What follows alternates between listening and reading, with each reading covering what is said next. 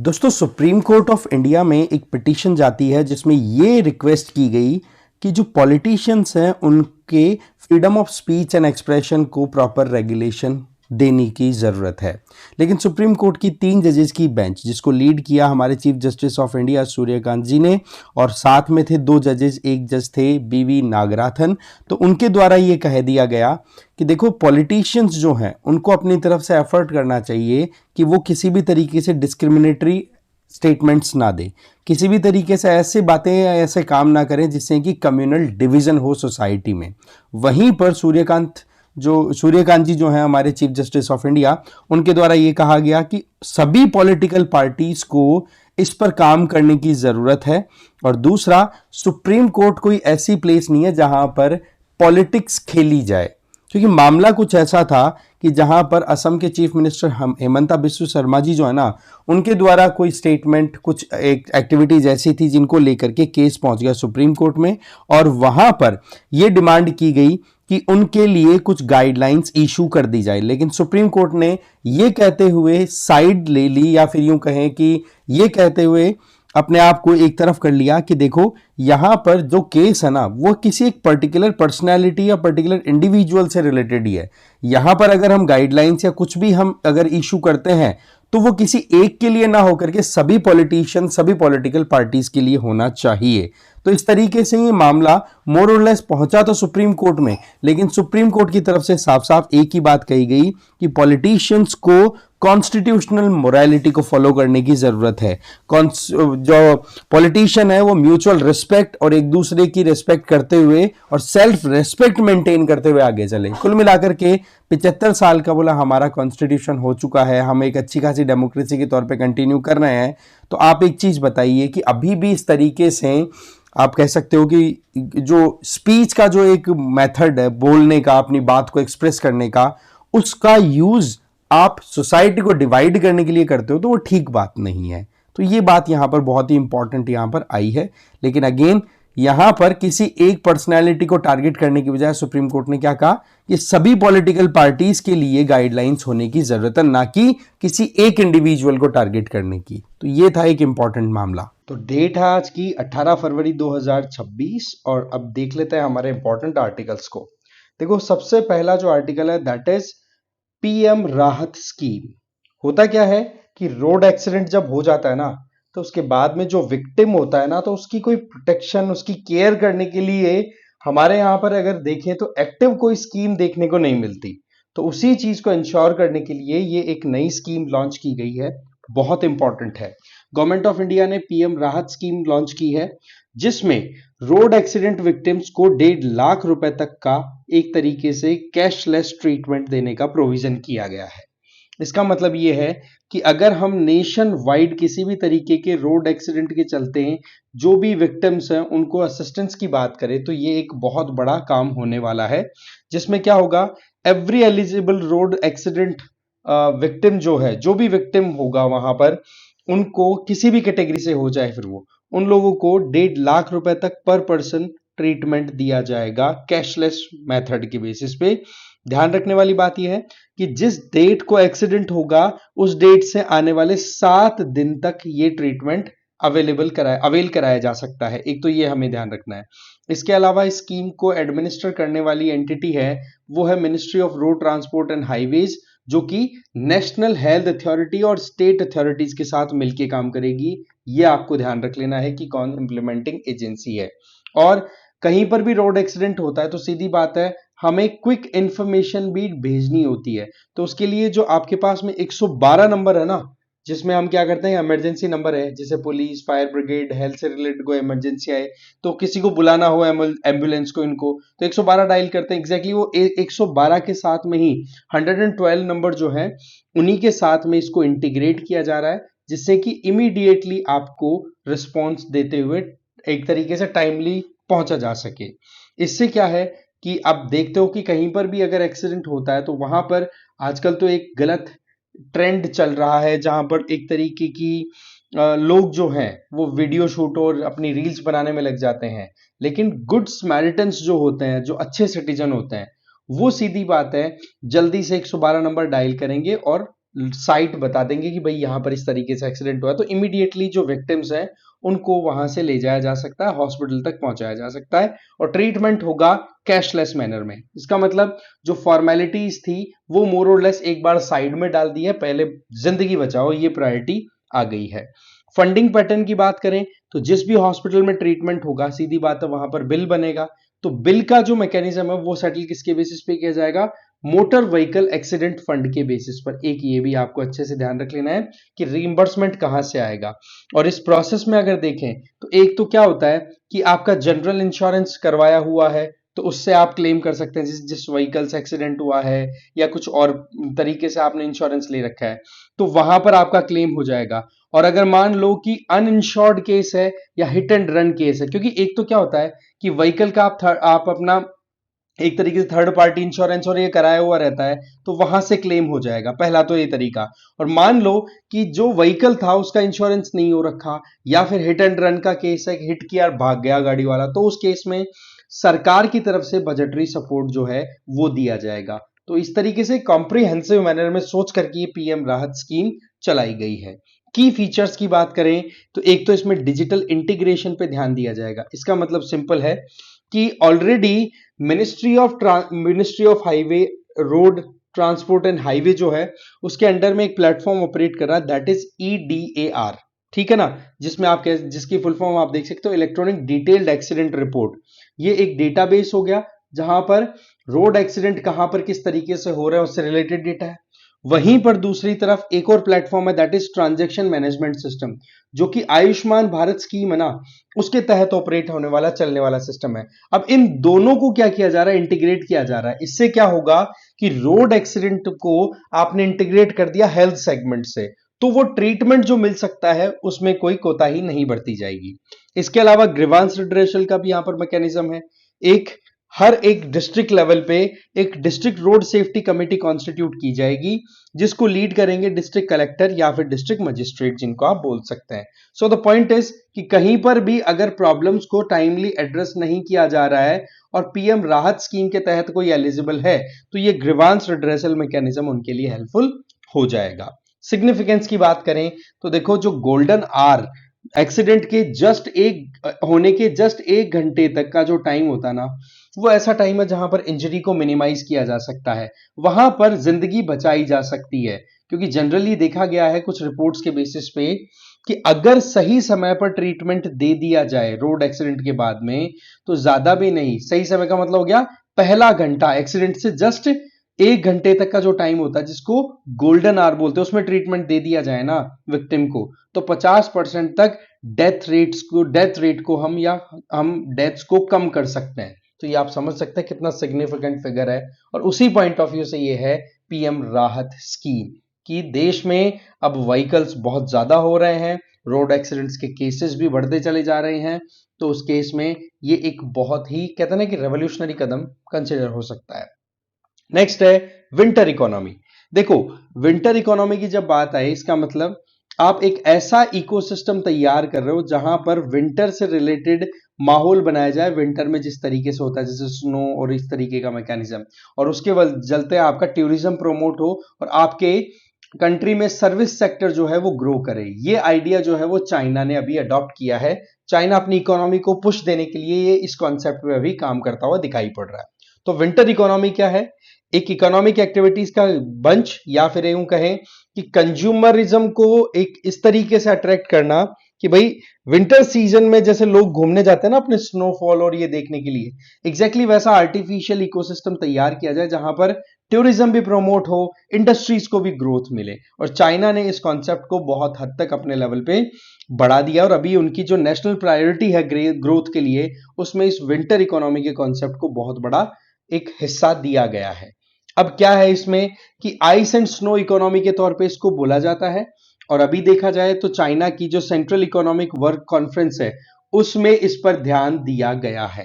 ठीक है, अगर हम कोर पिलर्स की बात करें तो शुरुआत तो देखो चाइना में हुई थी वार्मिंग क्लोथ और जो हॉट फूड होता है उसके कंजम्पशन को लेकर के, लेकिन अब इस इकोनॉमी के नए सेगमेंट्स को और एक्सप्लोर किया जा रहा है। अब आप सोचो, आर्टिफिशियली विंटर जो सीजन होता है उसके हिसाब का सिस्टम तैयार करना, इकोसिस्टम, और वहां पर टूरिज्म को अट्रैक्ट करना जिससे कि लोग पैसा खर्च करें, इकोनॉमी को पुश मिले। अब क्या है, चाइना में विंटर स्पोर्ट्स और टूरिज्म को प्रमोट किया जा रहा है, जैसे कि स्की रिजोर्ट हो गए, ठीक है, स्की रिजोर्ट्स हो गए, आइस फेस्टिवल हो गया, स्केटिंग हो गया। इंडोर फेस्टिवल्स में आर्टिफिशियल स्नो पार्क बनाए जा रहे हैं जो कि पूरे साल मेंटेन रहेंगे। इसके अलावा सपोर्टिंग एक्टिविटी जैसे होटल्स हो गई, डाइनिंग, ट्रांसपोर्ट, नाइट इकोनॉमी, मतलब ऐसा कि पूरे साल जो है वो ठंड का माहौल बना करके आर्टिफिशियली रखा जाएगा। ऐसा इकोसिस्टम वहां पर बनने का मतलब एक तरीके से इकोनॉमिकली एक वायबल ऑप्शन के तौर पे देखा जा रहा है। Cultural integration, ice culture, events, lifestyle activities, more और लेस इस तरीके से विंटर कि जो भी इवेंट्स जो एक्टिविटीज है उनको एक रेलेवेंस दी जा रही है और इकोनॉमी को पुश देने का काम। अभी इसमें क्या हो रहा है कि केवल टूरिज्म का काम नहीं रह गया, यहां पर स्नो को आपको पूरे साल मेंटेन करके रखना है तो मैन्युफैक्चरिंग मशीन्स आपको बनानी पड़ेगी, कपड़े भी बनेंगे फिर गर्म आपके। इसके अलावा रोबोटिक्स का काम भी यहां पर यूज होगा। सर्विसेज की बात करें तो हॉस्पिटैलिटी और इवेंट के मैनेजमेंट इनके ऊपर काम होगा। कोल्ड वेदर से संबंधित ऑटो टेस्टिंग और ये सारी चीजें, मतलब ये कि इस एक थीम को एक्सप्लोर करते हुए, जैसे आप हमने देखा होगा स्नो पार्क, और ये एक छोटा सा आइडिया लेकिन उसको बड़े लेवल पे लार्ज स्केल पे ला दिया, और इसके चलते हैं वो इकोनॉमी को एक नया रुख देना चाहते हैं सर्विस सेक्टर के थ्रू। ये चीज है। फिर आता है पिटोन डे ला फोर्नाइसे। ये देखो एक आप कह सकते हो वॉल्केनो है जिसका इरप्शन हुआ है, और ये इरप्शन इतना ज्यादा हुआ है कि दूर दूर तक इसका लावा फैल गया। इस वजह से ही ये न्यूज में है। सबसे पहली बात, ये जो वॉल्केनो है पिटोन डे ला फोर्नाइसे, ये रीयूनियन आइलैंड पे लोकेटेड है। सबसे पहले रीयूनियन आइलैंड, और इनको देख लीजिए, मेडागास्कर आ गया अफ्रीका वाला, इधर ये अफ्रीका मेनलैंड आ गया, फिर ये मोजाम्बिक चैनल, फिर ये मेडागास्कर। और ओवरऑल देखो तो इंडिया से अगर हम इधर साउथ की तरफ जाए इंडियन ओशन में, तो पहले तो मॉरिशस, मॉरिशस के साउथ वेस्ट में आपका ये रीयूनियन आइलैंड, और वहीं पर लोकेटेड है पिटोन डे ला फोर्नाइसे, ये वॉल्केनो जिसके अंदर अभी इरप्शन देखने को मिला, इस वजह से ये न्यूज में रहा। ठीक है, ये दुनिया का, वर्ल्ड का one of the most active volcanoes में से हो गया एक। ठीक है, और लोकेशन आपको ध्यान रखनी है रियूनियन आइलैंड, क्योंकि मैच द फॉलोइंग में कई बार इस तरीके के क्वेश्चन आ जाते हैं। ये कैसा वॉल्केनो है? ये देखो एक तरीके का शील्ड वॉल्केनो। शील्ड वॉल्केनो का मतलब कि लावा जब इरप्ट होता है ना तो वो दूर दूर तक फैल जाता है, क्योंकि उसमें बेसाल्टिक कंटेंट ज्यादा है। मतलब ये कि उसमें सिलिका का जो कंटेंट है वो कम होता है, इस वजह से स्टिकीनेस उसमें कम हो गई और दूर दूर तक फैल गया, तो वो जेंटल स्लोपिंग वाला होगा और बहुत बड़े एरिया को कवर करने वाला है। इसके अलावा इसकी अगर टेक्टोनिक सेटिंग की बात करें तो ये हॉटस्पॉट मेंटल प्लूम पे लोकेटेड है। मतलब आप देखो कि मेंटल से सीधा इसमें लावा निकलता रहता है। ठीक है, और ये अफ्रीकन प्लेट का जो पोर्शन है उसका एक पार्ट है, ध्यान रख लेना हमें ये। इसके अलावा यहां पर आप देखोगे तो कार्डेरा और क्रेटर भी आपको बनी हुई दिखेंगी। होता क्या है कि जब कहीं पर भी बहुत बड़ा मैग्मा चैम्बर हो, ध्यान से समझना इस बात को, बहुत बड़ा अगर मैग्मा चैम्बर हो और सरफेस से, मतलब यूं मानो कि सरफेस से ज्यादा गहराई पे ना हो करके कम गहराई पर, और क्वांटिटी ऑफ मैग्मा ह्यूज हो, तो उस केस में कई बार क्या होता है कि हल्का हल्का जो वॉल्केनिक इरप्शन होता रहता है ना, उससे काम नहीं बनता और दबाव इतना बनता है कि ऊपर का जो स्ट्रक्चर है वो हवा में उछल करके नीचे गिरता है, तो एक बड़ा सा डिप्रेशन टाइप स्ट्रक्चर क्रिएट हो जाता है जिसको हम बोल देते हैं कार्डेरा। तो इस तरीके की स्ट्रक्चर देखने को मिल जाएगी। और दूसरा, इसी कार्डेरा के अंदर वॉल्केनिक इरप्शन के चलते नई पीक्स डेवलप हुई है, उनके टॉप पे कुछ तरीके के डिप्रेशंस देखने को मिल रहे हैं, उनको हम बोल देते हैं क्रेटर। तो ये भी आपको यहां पर देखने को मिल जाएगी। तो इसका मेन समिट है जो कि कार्डेरा में लोकेटेड है। कार्डेरा का नाम तो क्या है? एनक्लोज फॉर्क्यूई। ठीक है, ये जो डिप्रेशन है बड़ा सारा, इसको तो बोलते हैं एनक्लोज फॉक्यू। ठीक है, और इसी के अंदर एक वॉल्केनो इरप्ट हो रखा है जिसका टॉप पे एक डिप्रेशन क्रिएट हो रखा है जिसको बोलते हैं डोलिम्यूई क्रेटर। ये भी यहीं पर लोकेटेड है। कुल मिलाकर के आपको क्या याद रखना है कि ये जो नेम्स हैं इनको हमें याद रख लेना रियूनियन आइलैंड के एसोसिएशन में। इसके अलावा यूनेस्को ने इस पर्टिकुलर एरिया को यूनेस्को वर्ल्ड हेरिटेज साइट का भी टैग दे रखा है 2010 से, जिसमें कुछ इंपॉर्टेंट पीक्स हैं वो हमें ध्यान रख लेनी है। एक तो पिटॉन्स, एक सिरकिस, एक रैम्पर्ट ऑफ रीयूनियन आइलैंड, ये हमें थोड़ा सा ध्यान रख लेना है। ये कुछ लोकेशन है जो कि यूनेस्को वर्ल्ड हेरिटेज साइट के तौर पे भी जानी जाती हैं। फिर आ जाते हैं front of package warning label, FOPL। देखो सुप्रीम कोर्ट ने FSSAI को ये कहा है कि भाई जिस भी खाने की चीज में जो भी पैकेज्ड फूड आता है जिसमें शुगर, सॉल्ट और सैचुरेटेड फैट का कंटेंट अच्छा खासा है, आप उसके फ्रंट में लिखो कि ये हेल्थ के लिए अच्छा नहीं है। क्योंकि होता क्या है कि कई बार कंपनीज जो होती हैं अपने प्रोडक्ट को सेल करने के लिए मिसगाइड करती हैं कंज्यूमर को। उसमें सॉल्ट कंटेंट ज्यादा होना, शुगर, सैचुरेटेड फैट का ये प्रेजेंस, ये मोरलेस हेल्थ के लिए बिल्कुल ठीक नहीं है, लेकिन कंपनियां प्रोडक्ट को हेल्दी बता करके बेचती हैं। तो ये बोले फसाई की रिस्पॉन्सिबिलिटी है कि इस तरीके की चीजों से बचा जाए, और वो क्या हो कि जो भी पैकेजिंग फूड हो उसके पैकेट के ऊपर इस तरीके से वार्निंग डाल दी जाए जिससे कि consumer well aware, well informed decision ले सके if we talk about the consumption pattern. Okay, अब देखो इसमें FOPL क्या है, किस तरीके से होगा। अभी देखो चिली, मेक्सिको और इजराइल जैसे कंट्रीज इस तरीके के हैबिट्स को कंटिन्यू कर रहे हैं। इसका मतलब हम भी क्या चाहते हैं कि वर्ल्ड में जो क्वालिटी फूड कंजम्पशन पैटर्न है उसको क्यों ना हम हमारे देश में भी अप्लाई करें। इसके अलावा देखा जाए तो इसमें फीचर्स में क्या क्या चीजें होंगी। इसमें देखो सिंपल विजिबल वार्निंग सिंबल होंगे फ्रंट पैकेजिंग में, जैसे ही फसाई इसके ऊपर काम करने लग जाएगा।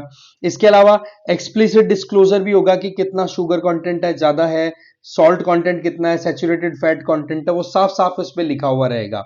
साथ ही साथ कंज्यूमर को समझ में आ जाए बिना कोई टेक्निकल इंटरप्रिटेशन के, केवल पैकेट को देखा समझ में आ जाए कि मुझे ये पैकेट और ये फूड कंज्यूम करना है कि नहीं, डिसीजन सोचा समझा हुआ लिया जा सके। रैशनल क्या है, सबसे बड़ी चीज हमारे देश में नॉन कम्युनिकेबल डिजीजेज जिसमें डायबिटीज और कार्डियोवास्कुलर डिजीजेज ये बढ़ रही है just because of the consumption और following of the unhealthy diets. That's what the reason behind this particular effort. फिर इसके अलावा आप देख सकते हो इससे क्या होगा, कंज्यूमर सोच समझ करके चीजों को परचेज करेगा, कंज्यूम करेगा। मिसलीडिंग हेल्थ क्लेम्स हैं उनसे हम बच पाएंगे। इंडिया जो है वो ग्लोबल बेस्ट प्रैक्टिस को फॉलो करना चाह रहा है हमारे हेल्थ सिस्टम में। तो ये एक अपने आप में बहुत ही इंपॉर्टेंट इनिशिएटिव के तौर पे आप देख सकते हो। सुप्रीम कोर्ट ने कहा है फसाई को कि भाई आप इसको इंप्लीमेंट करो स्ट्रिक्टली। फिर बात करते हैं फसाई की। देखो ये एक स्टैट्यूटरी बॉडी है, दैट मीन्स एक एक्ट के तहत स्थापित हो रखी है। एक्ट का नाम याद रख लेना, food safety and standards act 2006। Number 2, ये ministry of health and family welfare के अंडर काम करती है। नंबर 3, काम क्या है, हमारे देश में जो भी फूड प्रोडक्ट है उनसे रिलेटेड सेफ्टी और स्टैंडर्ड्स को इंश्योर करना जिससे कि कंज्यूमर को कहीं पर भी धोखा ना हो और प्रॉपर फूड रेगुलेशंस इंश्योर किए जा सकें। फंक्शन है, देखो रूल रेगुलेशन तो बनाने हैं ही जिससे कि फूड लेबलिंग हो, कितना आपने एडिटिव मटेरियल डाला है, जो भी आपने मिला, यूं मानो कि कोई कलर वलर डाला है, कुछ भी, पैकेजिंग डिटेल डालनी, क्वालिटी स्टैंडर्ड्स को मेंटेन करना। दूसरा, लाइसेंस इशू करने का काम भी है भाई, है ना। फूड पैकेजिंग से रिलेटेड जो बिजनेसेस ऑपरेट करते हैं उनको लाइसेंस लेना पड़ता है फसाई से। इसके अलावा पब्लिक अवेयरनेस को प्रमोट करना फूड सेफ्टी और न्यूट्रिशन से संबंध में, तो ये भी काम फसाई का रहता है। और स्टेट अथॉरिटीज के साथ में भी कोऑर्डिनेट करके इन गाइडलाइंस को इंप्लीमेंट करवाने का काम भी फसाई का रहता है, ध्यान रखें। इसके अलावा साइंटिफिक रिस्क असेसमेंट कि भाई टाइमली मैनर में, कहते हैं ना कि एक तरीके से फसाई जो है वो टेस्टिंग भी करता है प्रोडक्ट्स की, तो उस पॉइंट ऑफ व्यू से भी इंपॉर्टेंट रोल हो गया। गवर्नेंस की बात करें तो FSSAI फसाई की अगर बात करें तो ये एक चेयरपर्सन और 22 मेंबर्स का एक पूरा एक ग्रुप होता है जिसमें एक कंडीशन है कि कम से कम 1/3 वुमेन होंगी, नंबर 1। नंबर 2, फसाई के चेयरपर्सन जो होते हैं उनका अपॉइंटमेंट सेंट्रल गवर्नमेंट की तरफ से किया जाता है। नंबर 3, इसमें साइंटिफिक कमिटी और पैनल्स भी होते हैं जो कि बहुत इंपॉर्टेंट रोल प्ले करते हैं टेस्टिंग और जिस तरीके के भी रूल रेगुलेशंस डिक्लेयर किए गए उनसे संबंधित क्या प्रॉपर इंप्लीमेंटेशन है कि नहीं, जो भी फूड प्रोडक्ट है उसकी टेस्टिंग करना और उससे रिलेटेड रिकमेंडेशन देना जिससे कि टाइमली मैनर में कोई चीजें अपडेट करनी हो तो की जा सके। तो ये ध्यान रख लेना। और इसमें एक सेंट्रल एडवाइजरी कमेटी भी होती है जो कि एनफोर्समेंट एजेंसीज के साथ में कोऑर्डिनेट करती है। तो ये फसाई का कॉम्पोजिशन आपको ध्यान रख लेना है कि इसका मेन काम क्या है, क्यों ये न्यूज में रहा, किस तरीके से front of package warning labels हैं वो काम करने वाले हैं, तो इसमें आपको गलती नहीं करनी है। फिर आ जाते हैं हम G4 समिट से रिलेटेड। देखो 2026 की म्यूनिक सिक्योरिटी कॉन्फ्रेंस है वो ऑर्गेनाइज हुई, म्यूनिक का मतलब आप समझ गए होंगे जर्मनी में, वहां पर मीटिंग ऑर्गेनाइज हुई और उसमें आप देखोगे तो आप G4 नेशंस की अगर बात करें तो इसमें 4 कंट्रीज आते हैं। 4 कौन कौन से, जापान, जर्मनी, ब्राजील और एक हमारा इंडिया।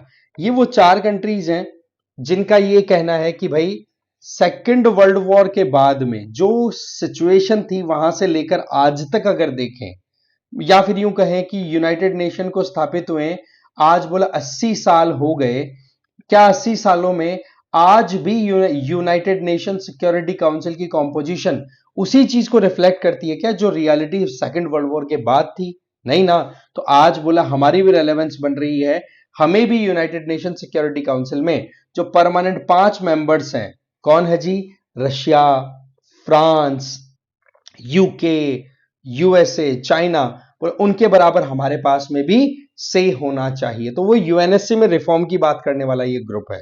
ठीक है, इनका मेन काम क्या है? मेन डिमांड यूएनएससी को एक्सपेंड करने की बात, आज की परिस्थितियों के हिसाब से उसको लेजिटिमेट बनाने के हिसाब से रिप्रेजेंटेशन को एक्सपेंड करना और उसको इफेक्टिव बनाने के लिए ये एफर्ट करते रहते हैं कि हमारी रिप्रेजेंटेशन अगर हो जाती है तो इससे यूएनएससी आज की परिस्थितियों के हिसाब से चलने वाला इंस्टीट्यूशन बन जाएगा। अब देखो G4 की अगर बात करें तो इनकी डिमांड मेन तो क्या है आप समझ गए होंगे, और इसी वजह से इससे पर्टिकुलर ग्रुप की कॉन्स्टिट्यूशन भी हुई थी 2005 में। याद रख लेना है कि 2005 में ये चारों कंट्री साथ इसीलिए आए थे कि यूएनएससी में रिफॉर्म्स आने चाहिए। एक चीज, दूसरा, क्या G4 का कोई हेडक्वार्टर है? Answer is no. ये एक तरीके का इनफॉर्मल डिप्लोमेटिक कॉलेशन है जहां पर यह डिमांड की जाती है कि रिफॉर्म्स लाए जाए यूएनएससी के अंदर। जनरली यूएनएससी में रिफॉर्म्स की जब भी बात होती है तो कहां पर जाके करेंगे? यूनाइटेड नेशन हेडक्वार्टर्स न्यूयॉर्क में, वहीं पर बातचीत होती है। लेकिन क्या होता है कि कई बार अलग अलग प्लेटफॉर्म्स पर जब रेलेवेंस आती है तो बातचीत हो ही जाती है। और G4 का तो आपको पता ही है, इसमें जर्मनी का पार्टिसिपेशन, जापान का आ गया, ब्राजील, इंडिया का है। तो इनके अगर फॉरेन अफेयर मिनिस्टर मिलेंगे तो बातचीत तो डेफिनेटली हो ही जाती है। ठीक है ना। अब यहां पर डिमांड क्या आ रही है वो देखो। अभी परमानेंट कितने हैं? 5 मेंबर है। G4 नेशंस का ये कहना है कि थोड़ा एक्सपेंड करो, इसमें 6 और मेंबर को ऐड करो। जो नॉन परमानेंट मेंबर्स हैं उनकी संख्या 10 है, उसको बढ़ाओ। तो टोटल मेंबरशिप जो अभी 15 है उसको थोड़ा और बढ़ाने की जरूरत है। रिप्रेजेंटेशन प्रॉपर होना चाहिए। अच्छा, सबसे इंटरेस्टिंग चीज कि 6 परमानेंट नए मेंबर्स के एडिशन की बात आ रही है, तो G4 तो केवल 4 है, 2 कौन होंगे? तो इनका यहां पर यह कहना रहता है कि 2 जो मेंबर एडिशनल आए वो आप अफ्रीका से ला सकते हो।